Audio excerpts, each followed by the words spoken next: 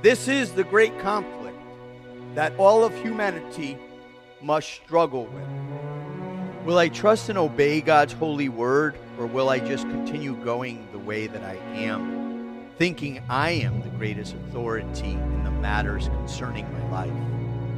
And at the core of this problem is pride and a lack of faith in God. But at the same time, there is an idolatrous heart that must be torn down from its pedestal. An idolatrous heart describes when a person trusts in something more than God. When a person trusts in more what they think rather than obeying the voice of God. God tries to reach each person through the Bible, evangelical preachers, the Holy Spirit, and through His creation in other ways also. But when a person keeps elevating their own way of thinking above what God says, and they do not do what He commands, they then have an idolatrous heart.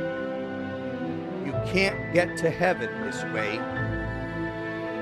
If a person wants to remain independent from God and instead trust in their own righteousness instead of heeding the commandments of Christ, they will find themselves in hell one day with the devil and his demons right by their side.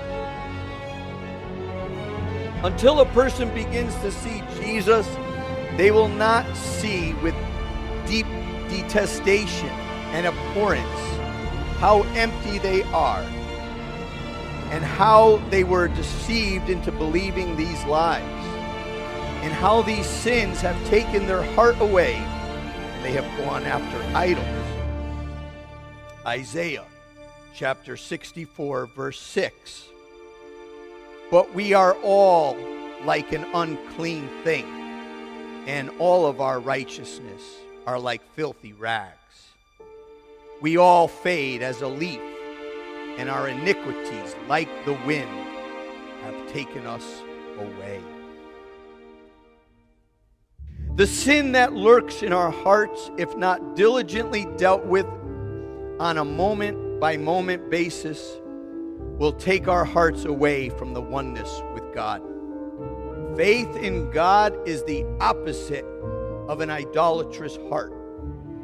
A person who has conscientiously come to realize that all of their efforts, deeds, and learning which they have performed is meaningless without knowing God personally.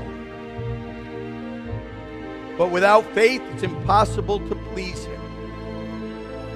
For he who comes to God must believe that He is, and that He is a rewarder of those who diligently seek Him. The great conflict faces us all when we have to decide what we will do when we hear the voice of God. Will we turn back to ourselves and protect our idol of self, our possessions, or the false teaching with which we once deceived our hearts with? Or will we fall in reverence before the Lord at the sound of His voice? And will we give ourselves wholly over to Him and do what His word commands? Where do you stand today amongst the great conflict?